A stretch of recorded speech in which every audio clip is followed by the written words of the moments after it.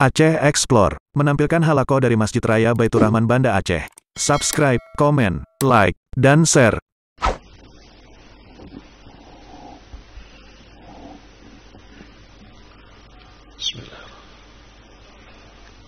Assalamualaikum warahmatullahi wabarakatuh. Alhamdulillahilladzi dala'a lisana as-sabahi binutqi taballuji wa sarraha qita'al laylil muzlimi bighayahibi talajluji wa atqana sun'al falakid dawari fi maqadiri tabarruji wa sya'sha'a dhiya as-samsi binuri ta'ajjuji.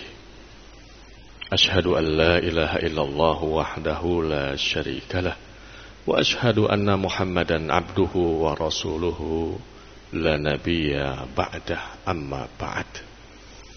Faqala subhanahu wa ta'ala bismillahirrahmanirrahim faman ja'ahu maw'izatun min rabbih fantaha falahu ma salafa wa amruhu ila Allah wa man 'ada fa ulaika ashabun nar hum fiha khalidun. Sadaqallahul azim. Yang kita muliakan, kita takzimkan seluruh dewan pengurus Masjid Baitur Rahman, baik seluruh ketua, para mu'tamirin, imam masjid kita, para muazzin, bapak-bapak, ibu-ibu sekalian.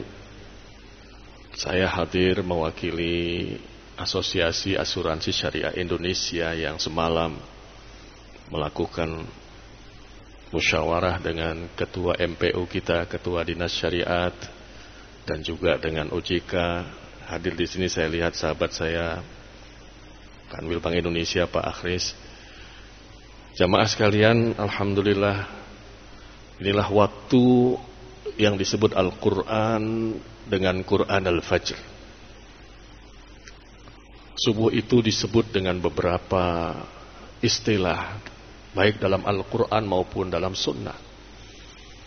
Quran Al-Fajri adalah Al-Quran yang di waktu fajar dibacakan. Para mufassirin mengatakan ini sebuah gaya penyebutan Al-Quran min dzikril bu'di wa iradatil kul. Menyebut bacaan Al-Quran ini adalah bagian dari apa yang kita lakukan ketika sholat subuh. Menyebut sebagian, yaitu bacaannya, tapi yang dimaksud adalah sholatnya. Quran Al-Fajri bimakna sholatus subhi, yaitu sholat subuh. Disebut sholat fajar, disebut sholat ghadah, ya, dan nama-nama lainnya bagi sholat yang mulia ini. Kita bersyukur di rumah Allah, di masjid yang agung lagi mulia ini, kita baru menyelesaikan sholat subuh berjamaah. Semoga ibadah sholat jamaah kita diterima Allah subhanahu wa ta'ala. Bapak-bapak, ibu-ibu sekalian, juga ada sahabat saya ini, pimpinan Bank Syariah Indonesia yang hadir.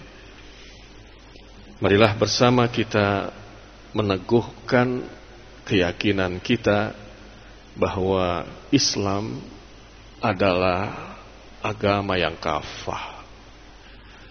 Islam bukan hanya sekedar ritual ubudiyah, tapi juga semua praktek kehidupan kita diatur oleh Islam. Kita tahu bahwa secara garis besar Islam terbagi menjadi 3 bidang: akidah, syariah, dan akhlak. Syariah akan terbagi 2 secara garis besar, yaitu yang terkait dengan ibadah, hablum minallah, dan yang terkait dengan muamalah, dalam kaitannya hablum minan nas. Sub-sub sistem dari muamalah begitu luas, termasuk mencakup aspek maliyah, tijariyah, iktisadiyah, keuangan, bisnis, dan perdagangan. Akhlak membingkai semua ajaran baik tauhid dan syariah itu. Sehingga kalau kita berislam secara kafah, maka ketiga sendi utama ini akan menghiasi kehidupan kita menjadi hamba Allah yang bertauhid kuat, hamba Allah yang tunduk pada syariat, dan hamba Allah yang memiliki akhlakul karimah. Tidak sedikit kaum muslimin yang punya persepsi bahwa persoalan ekonomi tidak terkait dengan Islam. Tidak sedikit di antara kaum muslimin yang menyatakan bahwa untuk masalah-masalah keuangan, bisnis, perdagangan, jangan dikaitkan dengan Islam.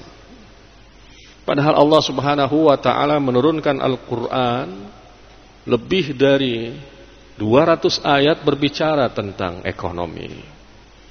Kita tahu Rasulullah adalah tidak hanya seorang Rasul dan Nabi, tapi beliau adalah seorang bisnismen, seorang pedagang yang sukses pada masanya dan telah meninggalkan berbagai legasi dalam praktek-praktek perdagangan dan keuangan yang sangat indah, yang bermoral, sistem perdagangan yang tidak eksploitatif, sebagaimana itu merupakan salah satu ciri dari sistem ribawi.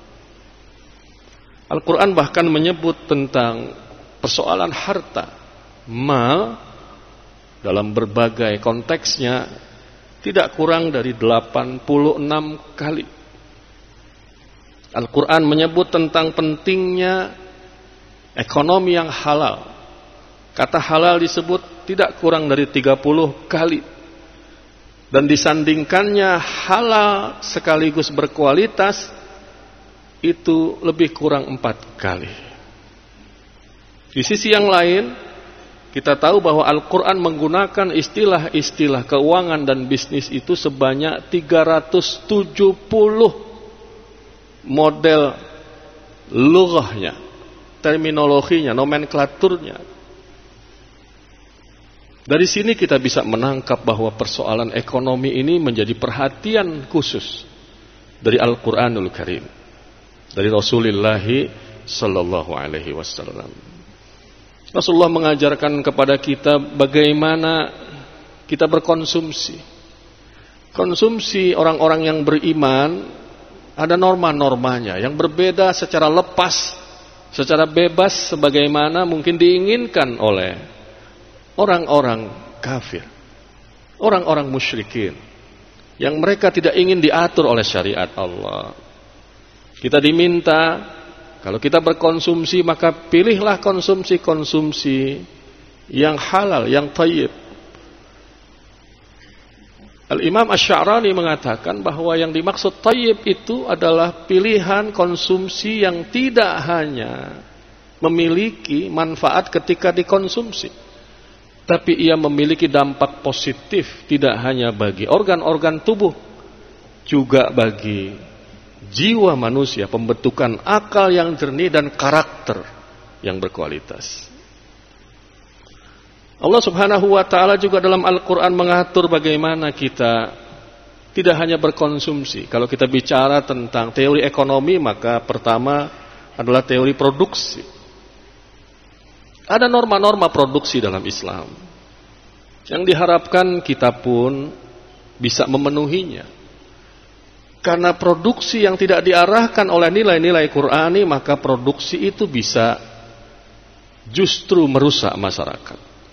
Justru bisa membuat tatanan sosial menjadi tidak sehat. Berbagai macam produk-produk makanan, minuman yang non halal, kita tahu pada akhirnya justru tidak mensejahterakan masyarakat. Justru menghancurkan moral-moral masyarakat. Dan inilah yang tidak dikehendaki oleh Allah Subhanahu wa ta'ala. Tidak hanya mengatur tentang teori produksi, teori konsumsi, bahkan persoalan investasi.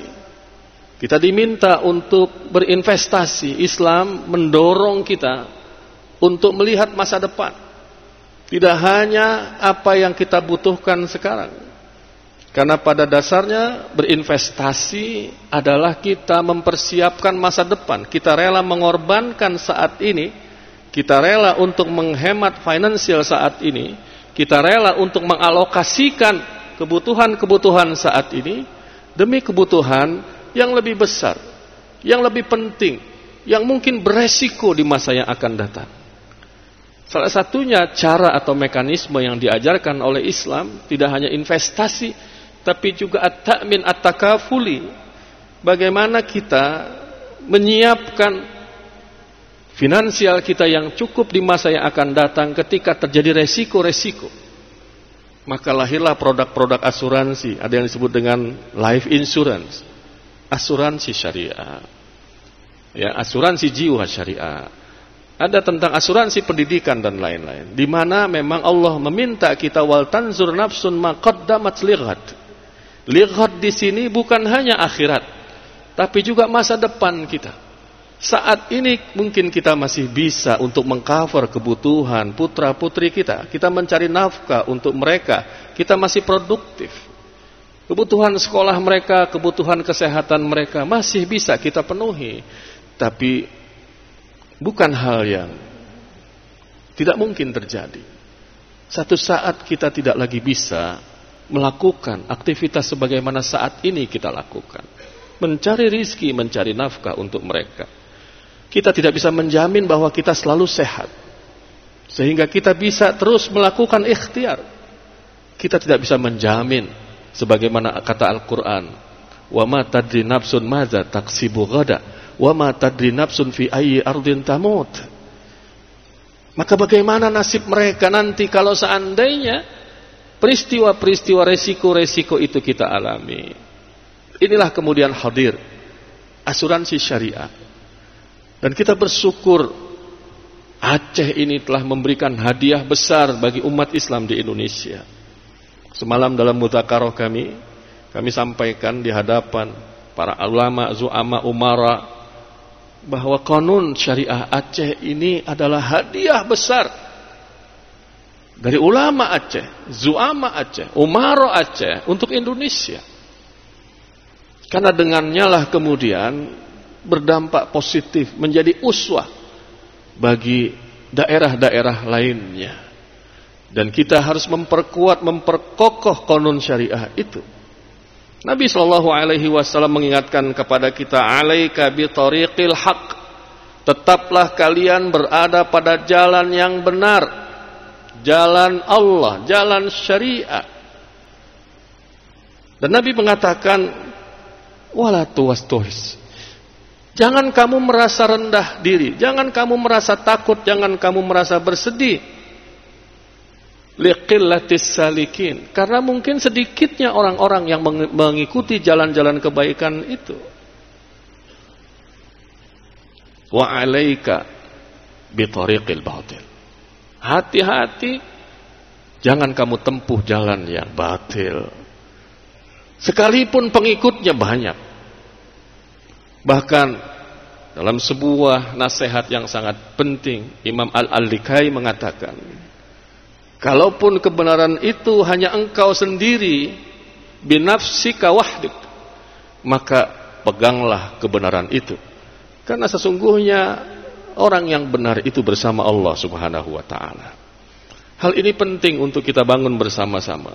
Qanun ini sudah disahkan, qanun ini sudah berjalan, maka tinggal bagaimana kita menyempurnakannya. Bagaimana kemudian kita menjadikan qanun ini sebagai norma-norma dalam berbagai aktivitas kita, khususnya kalau saya mungkin fokusnya pada persoalan ekonomi syariah, ekonomi Islam. Islam juga tidak hanya bicara sampai pada investasi, tapi juga bagaimana distribusi. Bagaimana aliran-aliran keberkahan dari transaksi ekonomi itu juga sampai kepada orang-orang yang lemah. Yang selama ini kita melihat memang, kita akui atau tidak, kita percaya atau tidak, tau'an au karhan, maka sistem kapitalisme yang sebetulnya tengah melanda negeri ini. Untuk itu bapak-bapak, ibu-ibu sekalian yang saya muliakan, mari kita kembali kepada Al-Quran. Mari kita kembali kepada ajaran Allah Subhanahu wa ta'ala. Banyak orang mengatakan bahwa berbagai macam transaksi syariah itu hanya menduplikasi sistem konvensional. Syariah itu kan cuma sekedar simbol saja. dalam bank, asuransi, pasar modal, dan lain-lain. Saya ingin memberikan catatan kecil saja dalam kuliah subuh yang singkat ini. Bapak-bapak, ibu-ibu sekalian, dulu kita kenal, ya, ada yang disebut dengan syirkat. Bahkan di masa Rasulullah itu praktek Nabi dan Siti Khadijah, Utsman bin Affan, Abdurrahman bin Auf sering melakukan ini. Tapi sesungguhnya inilah yang saat ini disebut dengan equity participation. Inilah business partnership. Inilah investasi bersama. Inilah perkongsian dagang yang kita kenal dalam KUHD kita. Kita tahu transaksi bills of exchange, transaksi modern. Tapi kita lupa bahwa sebetulnya praktek ini mencontoh pada praktek pada masa Umayyah, yaitu suftaja. Kita kenal letter of credit. Ya, saya yakin ini Pak Akhris, Pak Erwin ngerti LC. Kita anggap LC ini adalah produk konvensional. Keliru kita. Karena pada awal-awal masa Abbasiyah sudah dikenal apa yang disebut dengan al-hawala. Yang prinsipnya itu mirip dengan letter of credit yang kemudian dimodernisir. Kita mungkin kenal apa yang disebut dengan virtual stock exchange. Praktek ini di London dan negara-negara Eropa memang sangat populer. Tapi sadarkah kita bahwa itu mengambil konsep al-funduq yang sudah dikenal pada masa Imam Ghazali? Kita merasa bahwa private bank itu adalah hasil pada abad ke-20 ini pemikiran beberapa ahli-ahli banking yang berpikir sangat sosialis. Tapi salah kita, karena private bank itu sudah dikenal dahulu kala dalam praktek yang disebut dengan al-ma'unah. Kita mengenal apa yang disebut dengan insurans sekarang ini. Asuransi. Yang kita anggap asuransi syariah itu hanya menempel saja pada sistem konvensional. Padahal dulu di abad ke-8 sudah kita kenal apa yang disebut dengan at-takafuli, at-ta'min. Dan beberapa pengertian yang lain yang intinya adalah mengcover, menolong kebutuhan satu sama lain. Kita begitu bangga ketika bicara tentang prinsip-prinsip polise atau kebijakan-kebijakan government dan ekonomi.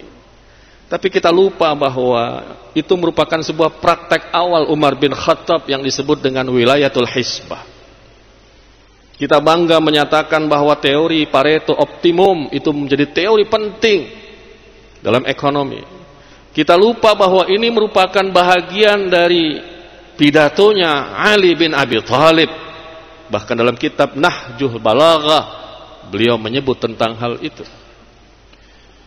Kita mengatakan bahwa Adam Smith adalah bapak ekonomi dunia. The Nation, The Wealth of Nation, buku beliau kita anggap sebagai buku induk ekonomi dunia. Kita lupa bahwa buku itu sebetulnya diinspirasi oleh Abu Ubaid dalam kitab beliau Al-Amwal.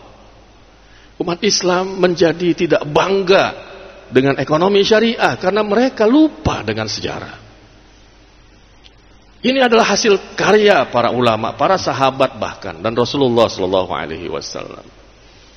Jadi kalau seandainya kita kemudian berpikir, mari kita lebih memilih sistem non-syariah daripada syariah, sesungguhnya kita telah keluar dari manhaj Rasulullah, dari manhaj para sahabat, dari manhaj ulama-ulama yang soleh, dari manhaj para pejuang-pejuang kemerdekaan ini. Karena sesungguhnya ajaran ekonomi Islam ingin membawa kita pada transaksi yang pertama tentunya halal. Yang kedua, transaksi itu memberi manfaat. Transaksi itu membawa kesejahteraan bersama. Transaksi itu tidak menzolimi satu sama lain. Transaksi itu dibangun dengan dasar-dasar saling ridha. Transaksi itu memberikan kemaslahatan yang tidak hanya khusus kepada mereka yang melakukannya, tapi juga al-masalihul ammah, kemaslahatan umum, kesejahteraan negara, kesejahteraan dunia. Karena sekarang ini kalau kita perhatikan, kalau seandainya kita melihat secara top view, bumi bulat ini kita lihat dari atas, Pak.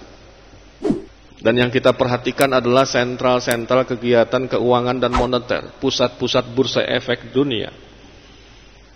Maka seolah kita melihat bumi ini diisi oleh meja-meja, bandar-bandar maisir yang besar. Kenapa? Karena semua dilaksanakan dengan cara ribawi, dengan cara spekulasi maisir. Bagaimana kita berharap bumi ini berkah, mendapat rahmat Tuhan, mendapat berkah dari Allah dari langit.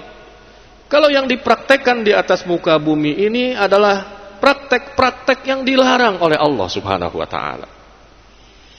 Bagaimana kita ingin mendapat berkah kalau setiap hari transaksi yang kita lakukan adalah transaksi-transaksi yang bertentangan dengan perintah Allah. Kita berdoa setiap malam. Kita bahkan tahajud di masjid ini. Apalagi bulan Ramadan, penuh masjid ini sampai subuh. Tapi kalau yang kita konsumsi ketika buka puasa dari proses yang tidak halal, makanan untuk berbuka, makanan yang syubhat yang tidak halal, dana kita untuk kita keluarkan zakat dari proses kapitalisasi yang tidak halal. Cukuplah Nabi SAW menyatakan itu ada seorang yang sangat tua, sudah lama perjalanan hidupnya. Bahkan orang ini sangat abid kepada Allah. Ag'atsu akbaru, kusut masai, penuh dengan debu karena hanya beribadah kepada Allah. Tapi sayangnya, wa ta'amuhu haram, wa syarabuhu haram, wa mat'amuhu haram. Yang dimakan itu ada unsur haramnya. Yang diminum itu minuman yang haram. Ketika membeli pakaian, sumber dananya dari yang haram. Bagaimana mungkin Allah mengijabah doa orang seperti ini? Ini penting buat kita sekalian. Saudara-saudara sekalian, mari kita kembali kepada khitah kita. Bahwa tidak ada pilihan lain bagi kaum muslimin kecuali sumber rizki mereka adalah rizki yang halal.